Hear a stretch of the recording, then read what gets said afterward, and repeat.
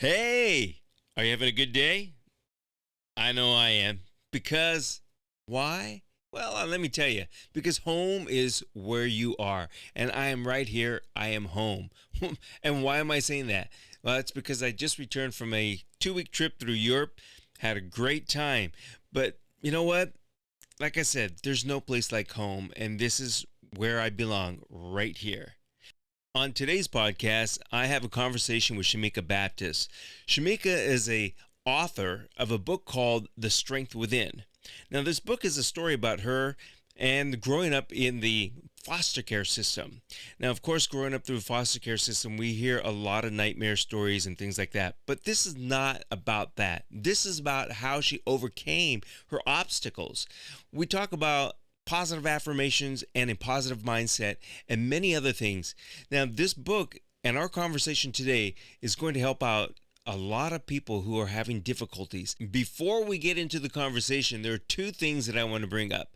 First is the month of November is Homeless and Hunger Awareness Month. Well, to be more specific, it's really the second week of the month of November. The second thing is, please, if you have pets, remember to have them spayed or neutered. All right, so if you're ready, let's get into the conversation with Shameeka. So what ended up happening for me is my mother went to prison when I was about 18 months, 2 years old. And she lost custody of myself and my younger brother. So I was in foster care from roughly 18 months until about 7 or 8 years old.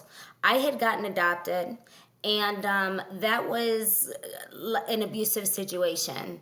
I stayed with them for about 6 years, and then I went back into foster care until I aged out.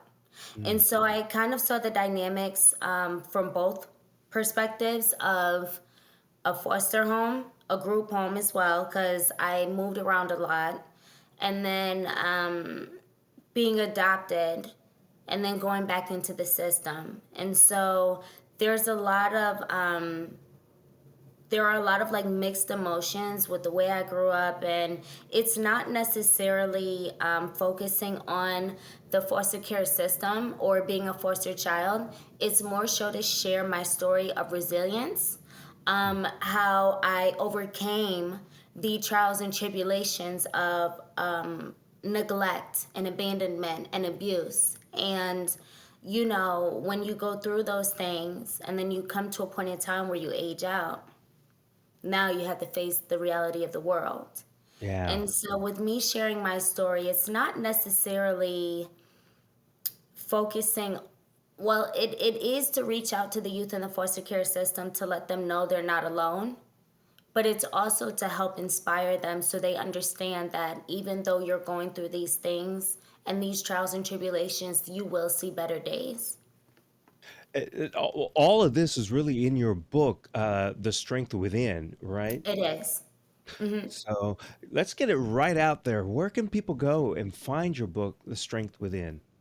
So the Strength Within, you can find on Amazon as well as Barnes and Noble. If you visit my website, thestrengthwithin.com, I have those links on my website as well, but you can find them on Amazon.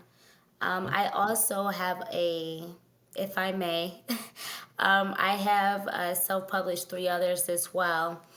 Basically, with my writing, you have to read the first one to understand the second, the third, and the fourth. So I've actually written and self-published four.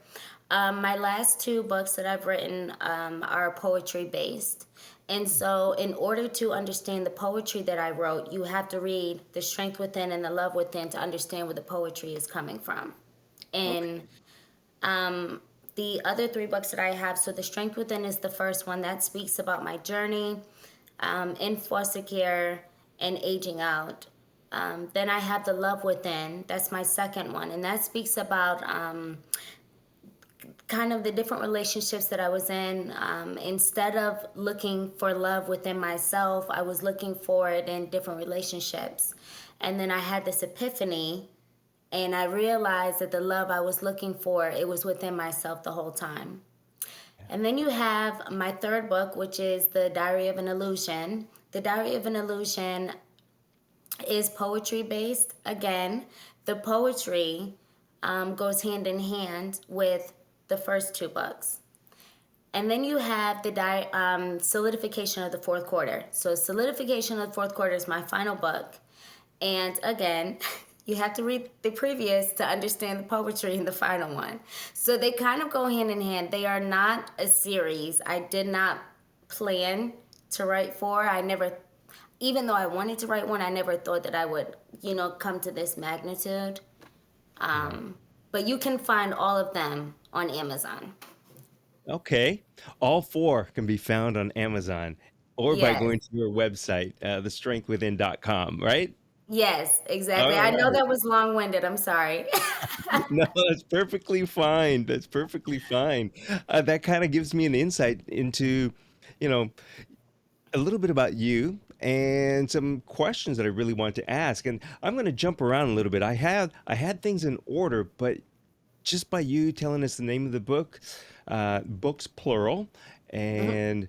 and poetry and things like that, I just want to come right out and ask, did writing help you afterwards? I mean, one of the questions I was actually going to ask is, you know, does your past define who you are today or in your future? And did this writing help you move past the past, if that makes sense? It did. So it's funny that you said one of my famous sayings. I always tell people that your past does not define your present or your future.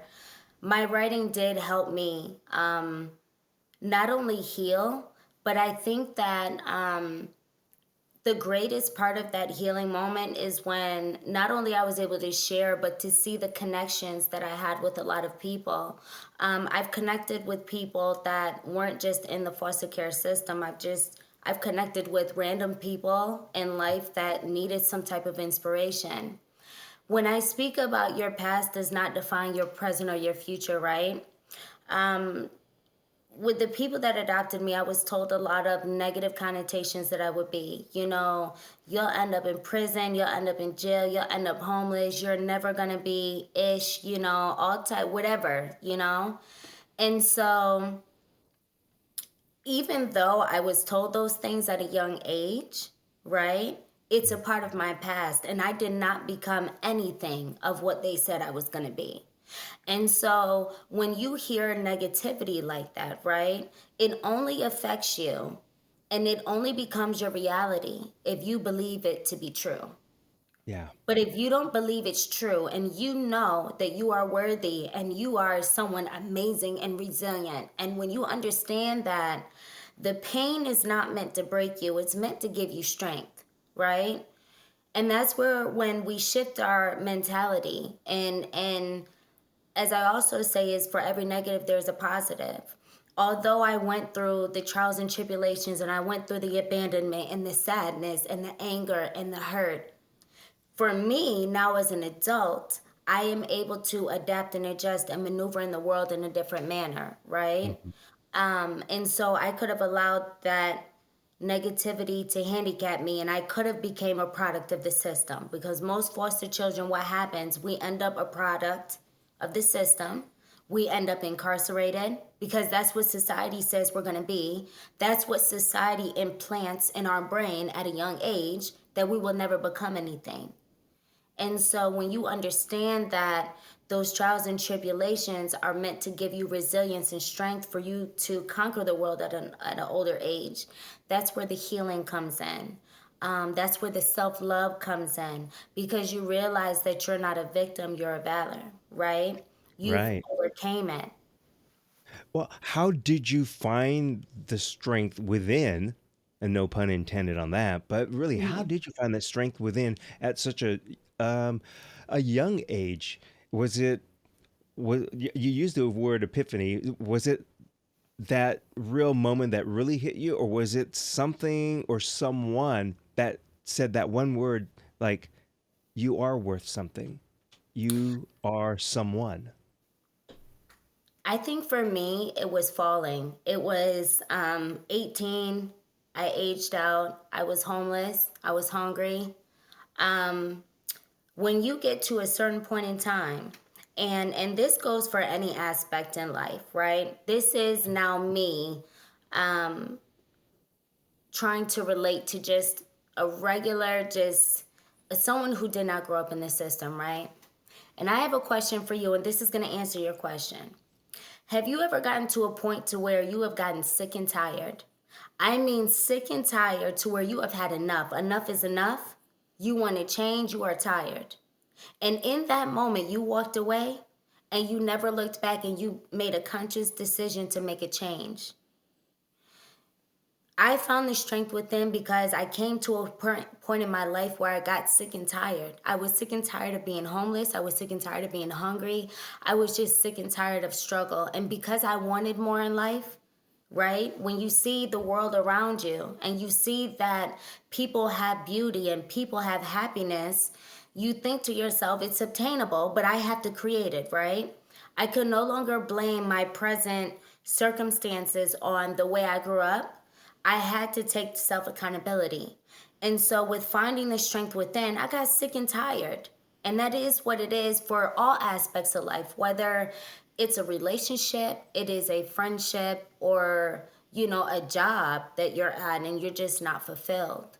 And so, that's how you find that strength. When you are ready for a change, and you are ready for greatness and you just are tired, you will make that conscious decision to find that strength to have the end result be positivity.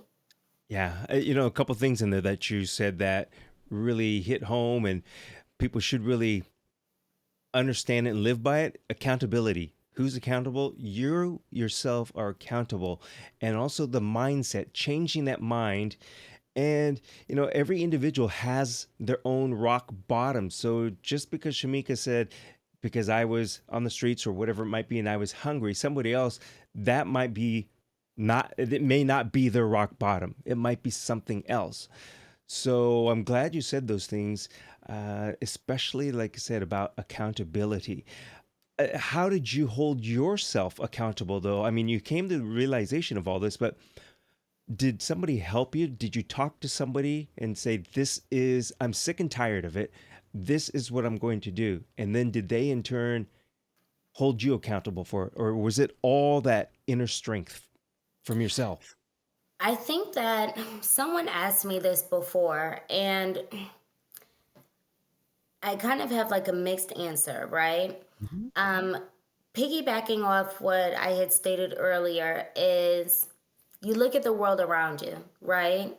You have examples of what life is to be. Now, I have to admit, like, I'm not just this miracle person who just, like, oh, she didn't have anybody. No, I had great friends in my life that guided me with knowledge and opportunities. And Mhm. so, yes, 18, I was homeless, but I also had friends who opened up their home to me for me to have a couch to sleep on, right? I say homeless because I didn't always have that couch to sleep on, Yeah. right? And so eventually I did have to come to a point to where I had to figure it out. Now along the way I had guidance from friends. I had guidance from some of my friends' parents telling me the different resources that I could use to help me get on my feet. I did have I can't say that it was all like, oh, she just had no one. I did have a lot of people in my life that truly cared for me and still do, that are very proud of me. But again, that's where the self accountability comes in. Although they gave me the resources, it was essentially up to me to get sick Right. and tired and to want to utilize that knowledge that I was given, right? And Yes. so a lot of times you hear people say, if you knew better, you do better. But I truly believe you could come from straight ignorance, but if you want better, you will do better and you will have better. And the reason why you will have better is because you want to do better. You want better out of life. And so I can't take the credit for who I am today fully. Like, did I have to do the work? Yes. But I had some amazing friends in my life, some amazing people in my life, whether I knew them or they were strangers, that, gave me tools and resources along the way to help guide me. But essentially, I did have to do the work to find that strength. Yeah. Would you agree then when, you often hear people say, I have no one. There was no one there for me. Would you agree to some point that that's not true because everyone or nearly everyone has someone that will at least say, I care or you can do it? Would you agree with that? Or is it that when somebody says, I have no one, that's an absolute? I don't agree when people say that because everyone has someone, even if it's a random stranger. We are all connected in some way, shape, form, or fashion. And even though you might not realize and understand the connection that we have right now, we are still connected. And so everyone has someone. So that goes back to what I was saying of the world is an example of life. And it's up to you to determine which pieces of life you want to take from each individual that you see around you. And Yeah. so we all have someone, whether it is in a physical form, whether it is in a psychological form, right? Because as long as you have sight, you can see what's going on around you. um, as long as you can hear, right, you can still take in the knowledge and hear what people are telling you. I think it comes to a point in time to where ultimately, if you're saying you have no one, that is where you are acknowledging of being the victim and not the valor, because we all have someone. Just look at the world around us. And so I don't know, I personally don't like when people say that. Yeah. Everyone is entitled to their perception, but I think that's a negative way to view the world, because you have millions of us in the world. You have millions of examples that you can Mhm. learn from. So we're never alone. No one, You're none of us absolutely are right. ever Yeah. alone. Well, it's one of those situations I think where, if one says I'm nobody cares, nobody's there for me, I'm all by myself, we all have choices. It's the choice that you made, and that's what you're telling yourself. You're not opening yourself up. Like you said, it could be that one day, that one random stranger that offers a hand, and that hand could just be a smile or a thank you or can I help you? But those who say, I have no one, tend to shut people out. This is just, again, my perception. But like you said, you have your eyes, you have your ears, you could take in the sounds, you could listen to people, soak up the knowledge, you could see around you, you can find the things that give you inspiration, and you can hold yourself accountable, and we can all do it. And again, we can all aspire to be better too. Right. Yeah. And I just kind of want to say those things because although we're talking about you and your book and the foster care system, this can go for any child or any person of any age, which means that your book is going to be very helpful for everyone. And Um, that's really what I'm trying to do, is inspire as many people that I can. Initially, mhm. when I had wrote The Strength Within, I wanted to inspire the youth in the foster care system. Um, I did not realize the magnitude of my journey in life, of how inspiring it could be, because even though you didn't grow up in the foster care system, sometimes we have to have that self-reflection of it could be worse, right? And Yeah. so when we realize that it could be worse, and you sit back and you hear someone's story, their journey in life of what they've gone through, I hope that inspires other people to realize, listen, we all have trials and traumas and tribulations as children, right? But then you come to a point in time in your life to where you have to decide, what is it that you want in life? Where is it that you want to go? And so that's where the strength within comes from, because you're no longer looking at yourself for or at the shortcomings in life. And I don't care if you grew up in a two-parent household, if you grew up with your grandparents, a single mom, a single dad household, it doesn't matter. That self-accountability, we all come to that point in time in our life. And so when you shift your mindset and allow it to give you strength to maneuver in the world, I think that's where the resilience comes from. It doesn't, with me writing, I didn't realize how universal my message was until I began speaking. I'm just going to throw this out there, and this is a compliment by saying that you are very well spoken and articulate, meaning to me that you believe 100% in the message that you are, sending out through your words, verbally, and the messages plural in your books plural again. So I know this might be a difficult one because advice is sometimes hard to give or not taken easily by people. But what advice would you give people today, whether they're in foster care, foster system, or just at that low point in their life? Is there some sort of advice that you give to people who are struggling with their inner self right now? You better keep pushing. You better keep pushing and don't you dare give up, because you are going to come to a point in time in your life to where this moment of trials and tribulations, it's going to become a part of your past. And you cannot allow this moment to handicap you, because when this moment becomes a part of your past, that's when that decision comes in. You can either allow your past to handicap you, or you can allow it to give you strength, because there is going to come a day where you're going to be able to sit back and look on this moment and say, oh my gosh, I went through that. And once you get to that moment, you are no longer a victim, you are a valor, and you made it. That's where the resilience comes in. Don't give up. I have been in some low points in my life. I have been depressed, I have been suicidal, I have been down. But one thing that I never gave up was my faith.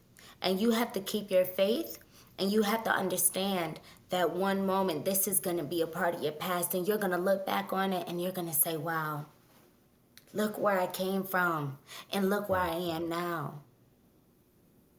Having faith for you, was that having faith in God, or was that having faith in just the higher power? For me, my faith is in God. I wholeheartedly believe that no one could have gotten me through anything that I've been through but God. And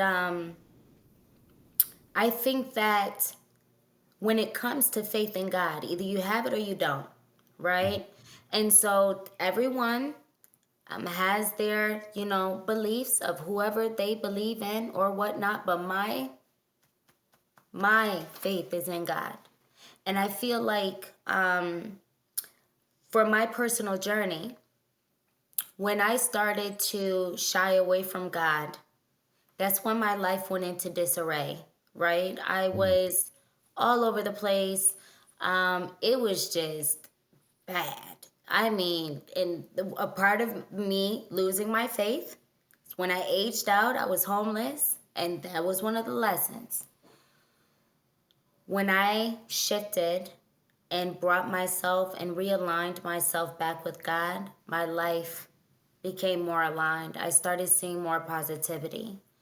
I think that whoever you believe in or whatever you believe in it. And understand that in the physical form, we can't always do it by ourselves, right? And so for me, God has always had me. And the lessons I had to learn the hard way is when I shied away from Him. But when I came back and realigned myself, Well, life turned around for me. So, That's well put. Because there are people who have faith in God and faith in another higher power or whatever it is. But find your faith, and this might sound strange by saying find your faith, stay grounded, stay focused, and stay in the center, moving forward. And like Yes. you said, don't quit. Don't give up. There's Hmm. always going to be obstacles. And I personally also feel that even though that direction forward may give you obstacles, and then you might say, "Ooh, if I sidestep over here, it's a lot easier and faster." Sometimes that's not the right move to take that easy route. It's being focused and moving forward in that direction and staying centered. So I I'm a believer in what you were saying because this is really motivating for me, and I'm sure it's got to be motivating for everyone out there that's listening or watching. Uh, you know, we kind of glossed over some of the issues that you had personally growing up as a youngster in foster care system. Do you mind telling us some of the negative things that you had to overcome as a young person, not after aging out? I think And, for and I'm me, gonna. The reason I ask this is mhm. because if there are people out there listening who are thinking about being foster parents, I want you to know what Shamika is saying and understand that you you can harm a child, you could push them one direction or the other. So that's why I asked this question. I think for me, my foster parents, every foster family that I had, and I had a lot of them, um, my foster parents, they were all amazing. I can't say where my foster parents, none of them ever mistreated me. They were all amazing to me. If I must be honest, and I speak about this in The Strength Within, it was the adoptive story that of my journey.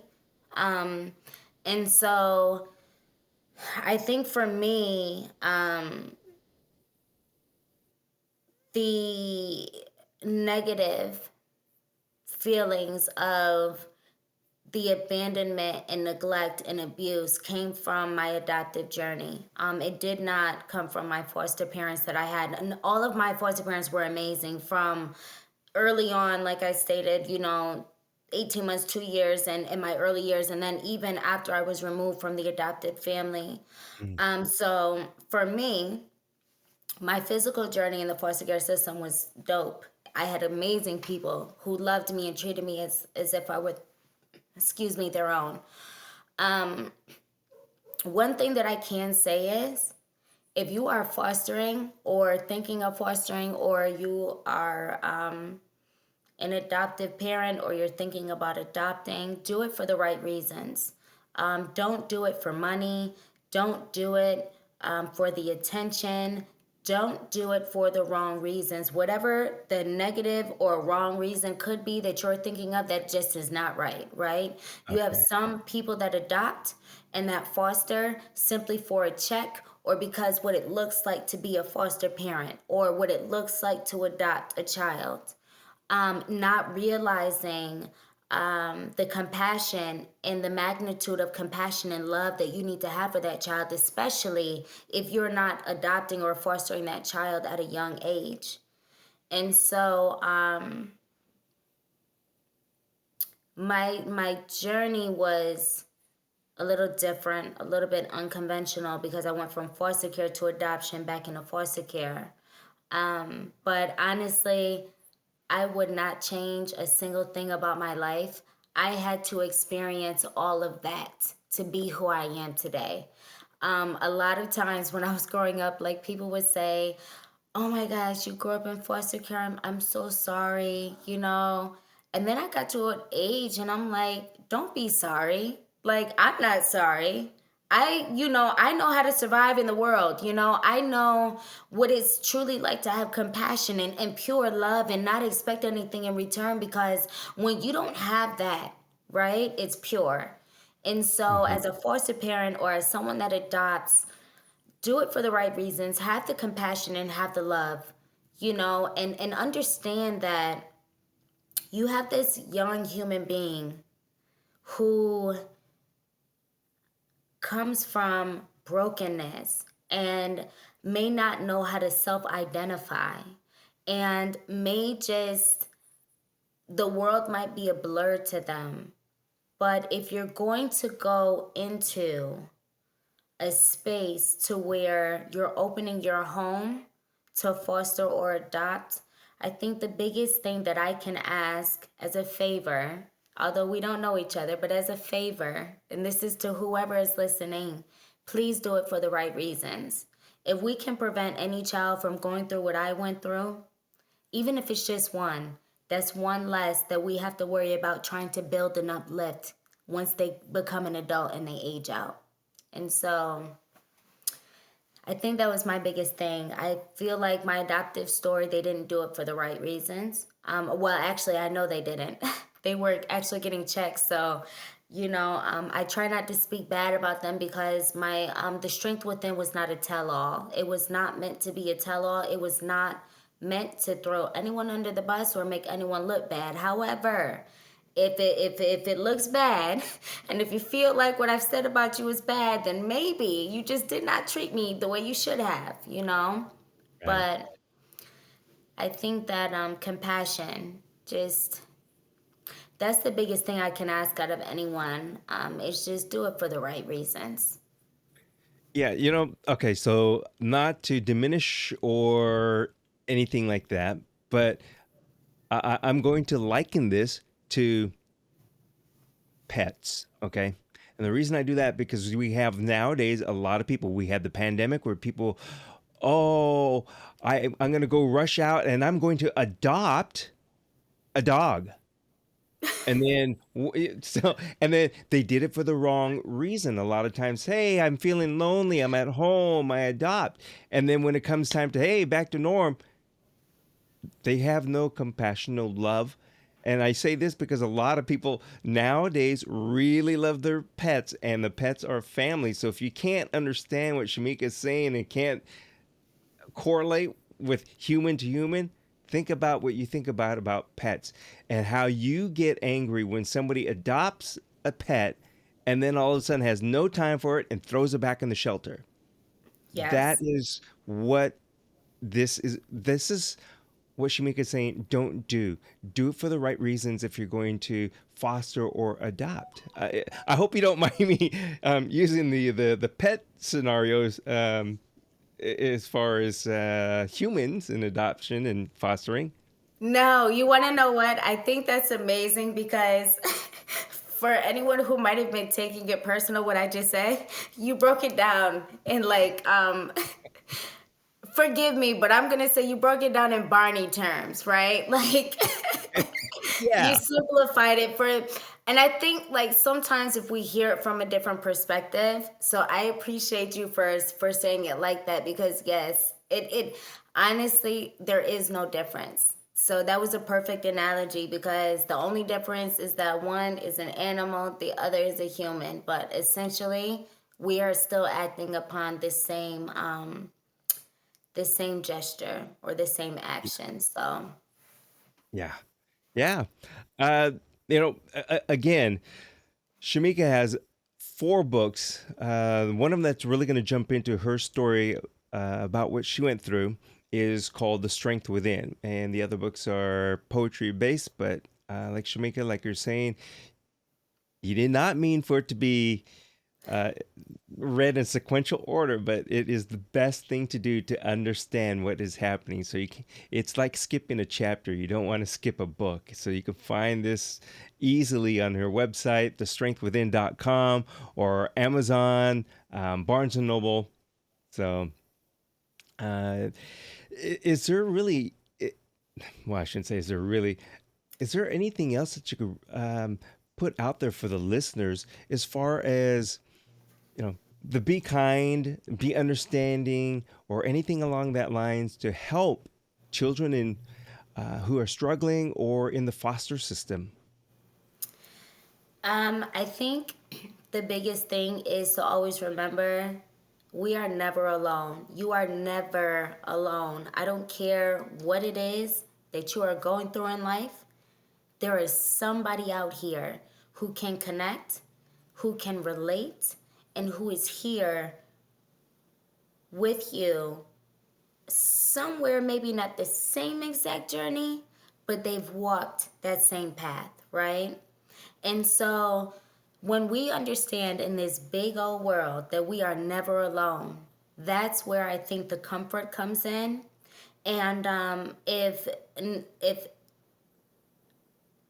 if you don't hear anything else that I'm saying today, I want your audience and you as a listener to take from this moment that and always remember you are never alone. And there have been people who have gone through this before you. There are people who are going through it right now with you. And there are people that are going to follow that are going to go through the same thing, right? But I think the best way to be the best version of yourself is to find that strength and understand that you're not alone and you will see better days.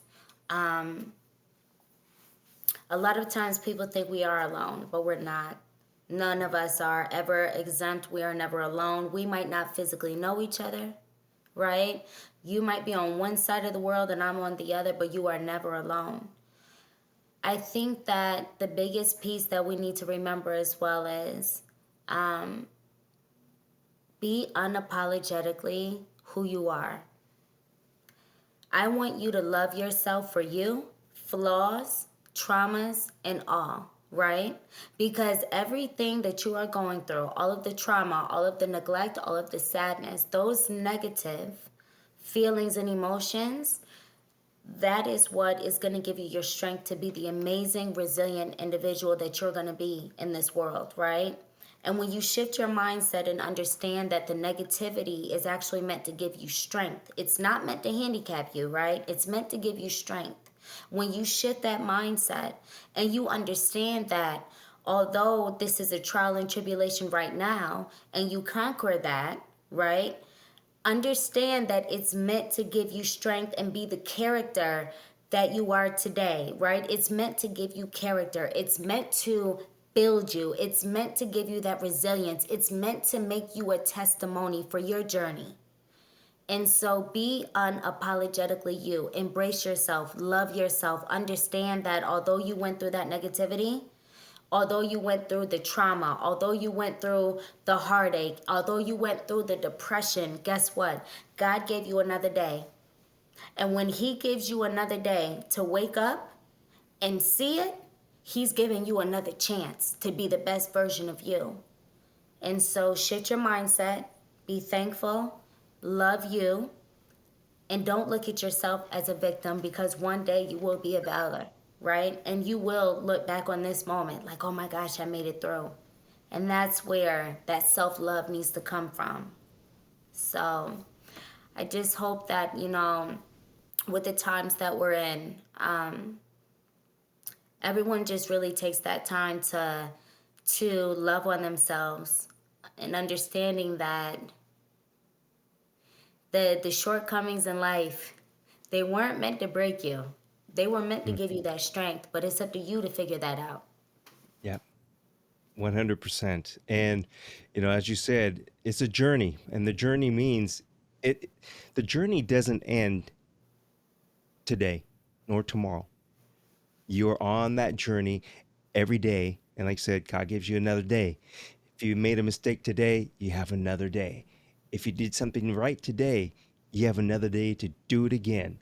So don't think that because you didn't get what you want or you didn't receive the love that you wanted today, love yourself.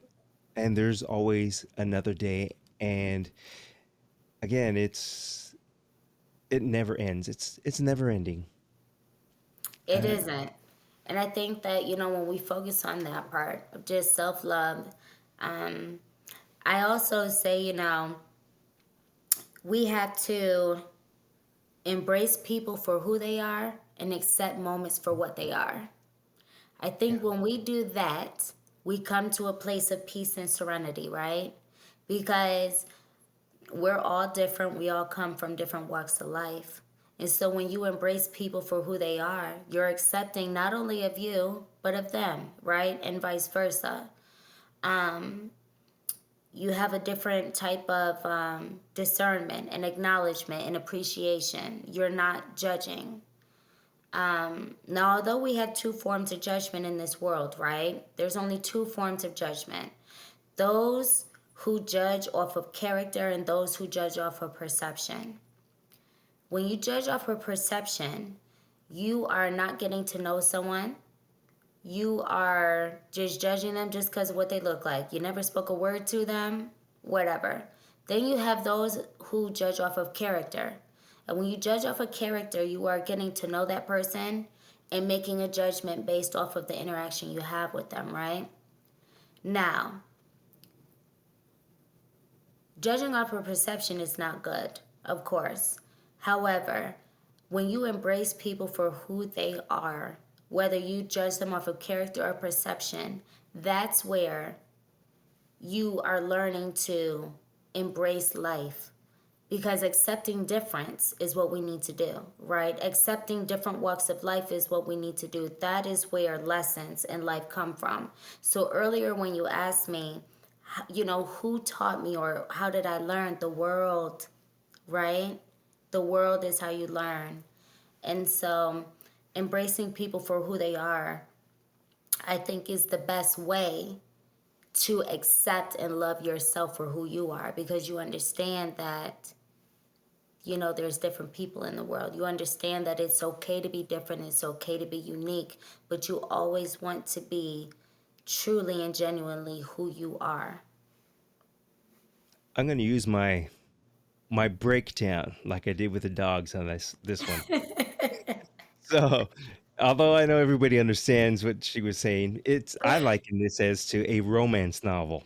Why a romance novel? Because you see that front cover and you see this beautiful maiden in distress or whatever it might be, or the fair maiden who's riding on the white horse, and you have Sir John or somebody out there. You see that and you're like, oh my gosh, this is beautiful. This is beautiful. But you haven't read the page. You haven't read the story in between. You have no idea. Somebody could have just crudely drawn a cover, and you open up that book and you read it, and it can floor you. Those words, the character, like you said, is what and how you get to know the person. The perception is is that cover. We've drawn a pretty picture, or that person's drawn a pretty picture, and that's the perception that they want you to have of them. But they could be a different character. So there's my breakdown. And that was perfect. So that actually goes hand in hand with my third book, The Diary of an Illusion. See, with The Diary of an Illusion, I did something a little different. I didn't put my photo on that book. I did with the first two, but I didn't with the third and the fourth. And so the Diary of an Illusion, the artwork on it, it is that perception of what we're saying. So when you see the cover, you're like, The Diary of an Illusion. But when you sit and you read my book, you'll understand why the title is what it is, right? When you read the poetry in it, it is, you'll see that the title speaks for itself. So I loved your analogies. I love those. I break it down to the simple stuff. Right. Shami- Simply breaking it down. So that way there's no confusion either. I need to change the podcast name and just call it The Breakdown. You know what though, Shamika, the way this we are, like, some people, right, really might just need that though. Honestly, I think it yeah, would be a great. I think it would be it's a great concept because some people do need it broken down in a different way. yeah. Well, that may happen. Shamika, this has been great, but I want to ask you a couple of personal things because you have that infectious personality. You seem like an absolute wonderful person. What was the last movie you saw? Oh gosh. Movies tell a character about a person. I know I don't watch TV like that. Hold on a second. My son and I go to the movies though. Hold on, let me think. Oh gosh. Isn't that hard? It I mean, is because I honestly don't watch TV like that. Let me think. And I know a movie is not TV, but yes, it is. I don't. Oh my gosh. I know it's hard because I saw a movie last night and I can't remember the name of the title. You want to know what? So is it us or is it the movie? Because if we don't remember, that means the movie might not have been that good. Oh, now that you said that, I just remembered what it was. Oh my gosh. I can't Wow. remember. You know what? That's sad. Oh gosh, that's sad.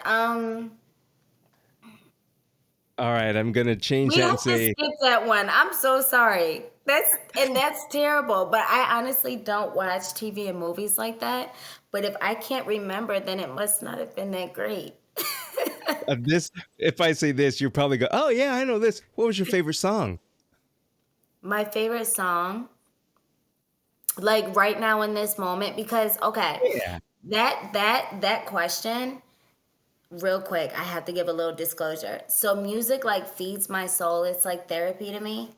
Um, so right now, I think one of my go-to songs is called Dreams, and it is by Brian T. He is a gospel artist, and some Okay. people might know him as like Brian Trejo. Others might know him as Brian T. But it like every time I just hear the beat drop, like it just motivates me.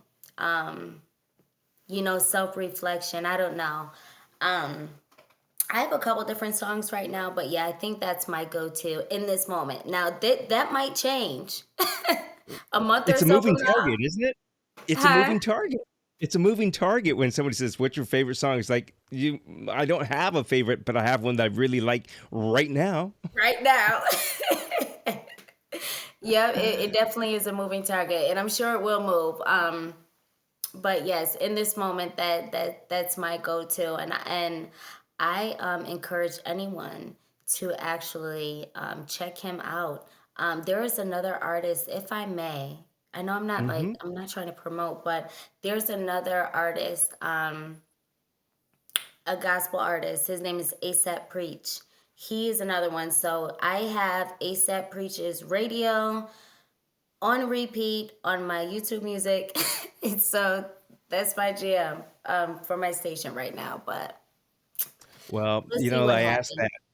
I asked that of some guests because it opens my eyes to new programs to watch or listen to. So Brian T, I'm jumping on that wagon and I'm going to listen to some Brian T. Definitely. He between Brian T and ASAP Preach, It's- their music has me reeled in. I'd have to say Brian T is that song Dreams. That's pretty much on repeat. It's like you have to hear the beat. So once you listen to it, I want you to give me the feedback of what you think, and I think you'll hear what I'm saying. Like the beat is just like an anthem. It just captivates my soul. Like it just it lights that fire in me. I don't know what it is, but that song has got me right now. So You know what they said? All that the sound brought down the walls of Jericho. So I am going to listen to it, and I will message you and let you know what it did for me.